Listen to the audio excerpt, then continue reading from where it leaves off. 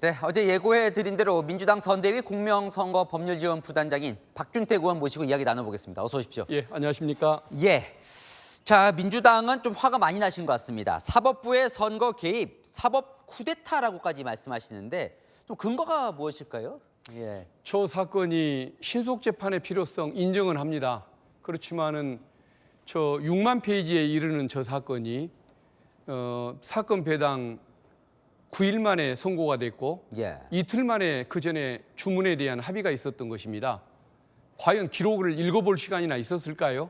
재판관이 기록도 안 읽고 어떻게 재판을 할 수가 있습니까? 그것은 대법원장이 주문하는 대로 맞춤형 판결을 했다.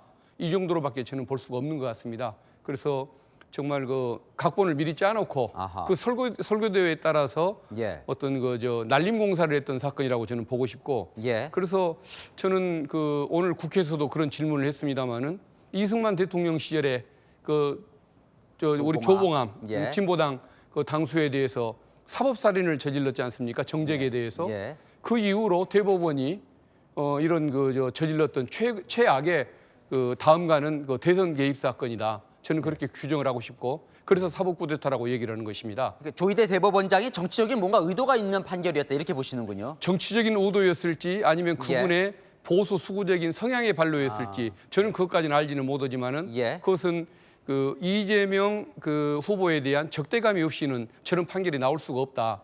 저는 그렇게 바라보고 있습니다. 근데 오늘 이제 법원 행정처장이 법사위에 같이 하셨으니까 하지만 사법 시스템은 이제 존중이 돼야 한다. 불복이냐 이런 지적도 좀 있는데 어떻게 보십니까? 존중을 하는 것이 맞지만은 그것은 존중받을 가치가 있을 때 가능한 것이지 이처럼 이틀 만에 그 기록 한번 읽어볼 시간도 없는 그런 그 시간에 이런 판결을 해놓고 1심 판결문을 똑같이 베꼈더군요. 복붙이라고 하죠. 복사에다 붙이기를 했던 이런 판결을 두고서 존중하라고 한다면 누가 그 말을 따를 수가 있겠습니까? 그리고 이것은 어디까지나 국민이 결정해야 할 영역인데 그 국민이 결정해야 할 대선을 검사, 판사, 이제는 대법원장이 대통령 선출권을 갖겠다고 한다면 이것은 국민 주권주의에 대한 그 침탈 아니겠습니까? 그래서 그런 그 분노의 감정을 표출할 수밖에 없는 것이죠. 그러다 보니까 이제 단죄 이야기까지 나오면서 대법관 10명에 대해 탄핵 언급까지 있었는데 정말 대법관 탄핵까지 가는 겁니까? 그것은 화가 나서 그런 감정이 표출된 것 같은데 아직까지는 그걸 깊이 있게 논의를 한다든가 그럴 단계는 아니라고 저는 개인적으로 생각합니다. 알겠습니다.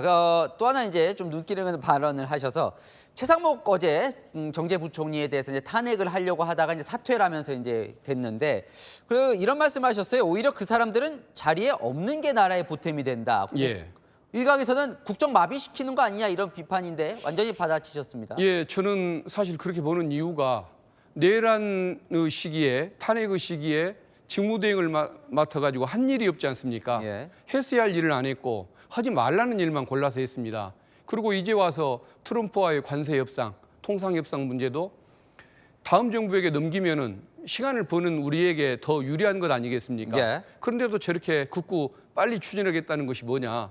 그걸 우리가 의심하고 있는 상황인데 미국의 재무부 장관이 그렇지 않습니까? 선거를 의식해서 빨리 그 사람들이 오히려 매달리는 느낌을 받았다. 이것은 결국은 아무리 친미도 좋지만은 나라에 불이익을 주는 이런 조치라고 한다면 그것은 공직자로서 자격이 없는 거죠. 국가에 손해를 줄 것 같으면은 다른 공직자에게 권한 대행을 넘기는 것이 낫다고 저는 봤습니다. 자, 오늘요 파기환 송심이 이제 첫 재판이 15일로 이제 정해졌습니다.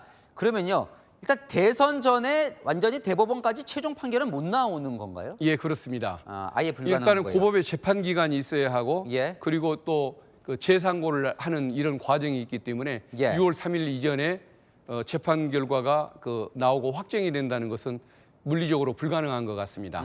만약에 파기환 송심이 이번 달에 나온다고 하면 이제 재상고 시간이 걸리는군요. 그렇습니다.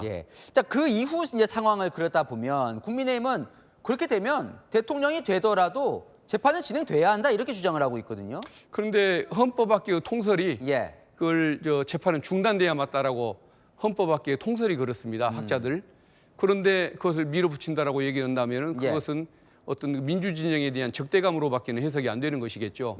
그리고 만약에 헌법의 해석도 그렇고 또 형소법에도 보면 소추 개념을 공소 제기와 유지라고 얘기를 하고 있습니다. 예. 공소의 제기는 기소고 예. 공소의 유지는 재판의 진행을 떠드는 겁니다. 예. 그러면 재판이 중단돼야 맞는 것이고 예. 만약에 그런 식으로 해석의 여지가 있다고 한다면 논란의 그 소지를 없애기 위해서 형사소송법을 바꿔서 예. 공판 절차가 중단이 되도록 이것을 형소법을 이제 고칠 필요가 있다고 저는 그렇게 보고 있습니다. 그래서 오늘 이제 그 법안을 법사위에 네. 이제 상정이 된 거죠. 그러니까 그 법 개정이 되면 대통령이 될 경우 재판은 중단되는 거예요. 그죠? 예, 그렇습니다. 그거는 그러면 본회의 처리는 대선 후에 하는 거고요. 예, 이제 일소위로 넘기는 결정을 했으니까 예. 일소위에서 법안 일소위에서 논의를 하고 다시 법사위를 통과하고 본회의를 통과하고 예. 그리고 이제 정부로 보내는 절차를 취해야 할 텐데 아마도 당연히 거부권을 행사할 가능성이 많으니까 예. 그 법안이 6월 초 넘겨서 정부에 그 이송이 되도록 그렇게 만들어야 하지 않을까 싶습니다. 만약에 그 법이 통과가 된다면 대법원이 대통령이 되더라도 재판해야 한다 생각하더라도 그 법이 통과되면 이제 못 하는 거네요. 그렇죠? 예, 그렇습니다. 재판 절차가 대통령에 대해서는 중단된다라고 규정할 것이기 때문에 네. 진행을 할 수가 없는 것입니다. 그러면 헌법소원이나 이렇게 저쪽에서 제기를 하면 헌법재판소가 또 결정할 가능성이 크겠네요. 뭐 그런 헌법 절차를 또 어떻게 저쪽에서 어떻게 이용할지는 알 수는 없습니다. 근데 이제 국민의힘은 이제 비판을 합니다. 자, 그 법은 지금 법안 자체가 이재명 후보 한 명만을 위한 것 아니냐. 이게 이제 위인설법, 그러니까 한 명 특정 개인을 위해서 법을 만드는 건 잘못된 거 아니냐. 이 지적은 좀 어떻게 보십니까? 원칙으로는 위인설법은 있을 수가 없는 일이겠죠. 예. 그럼에도 불구하고 국힘이 됐든 아니면은 뭐 검찰이든 법원이든 특정 그 지도자 한 명을 잡아서 예. 뭔가 표적 대상으로 삼고자 하는 저런 노력들을 한다고 한다면 예. 그것을 막아주는 게 필요한 것 아니겠습니까? 예. 이재명 후보 특정 개인의 문제가 아니고 민주 진영의 문제고 국가의 어떤 그 위상의 문제인 것이기 때문에 예. 필요한 법이라면 만들어야 한다고 봅니다. 국민의힘은 또 이런 얘기도 합니다. 그러니까 대법원이 형량까지는 안 정해졌지만 일단 유죄라고는 한 거 아니냐. 예. 그러면 유죄면 대선에 출마를 안 하는 게 맞지 않냐. 그 바로 무자격 논란인데 이건 또 어떻게 보십니까? 그 부분에 대해서는 대법원 판결 자체를 저희들은 수긍을 못하는 겁니다. 아하. 일단은 예. 그런 말을 한 적이 없는데 예. 그러한 말을 한 걸로 볼 수밖에 없다라고 그렇게 임의로 해석을 했지 않습니까? 예. 그 부분이 그 보면은 이 예.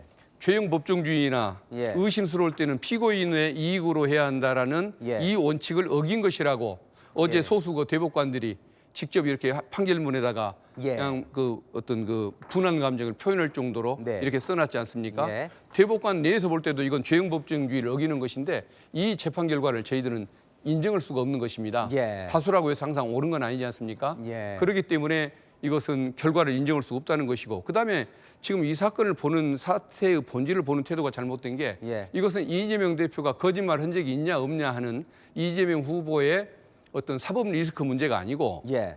대법원이 검사나 대법원이 국민의 대통령 선택권, 주권 중에 국민 주권 중에 가장 중요한 권한 중에 하나인데 그것을 대신 행사하겠다는 이 예. 주권주의에 대한 침탈이기 때문에 이것은 사법 쿠데타인 것이지 예. 사법 리스크인 것이 아닌 겁니다. 아하. 그래서 사건의 본질을 똑바로 본다고 한다면 대법원을 비난해야 할 일이지 이재명 후보를 비난할 일은 아니다. 이 말씀을 드리고 싶습니다. 네, 알겠습니다. 오늘 말씀 여기까지 듣겠습니다. 박균택 의원 모시고 이야기 나눠봤습니다. 나와주셔서 감사합니다. 예, 감사합니다. 예.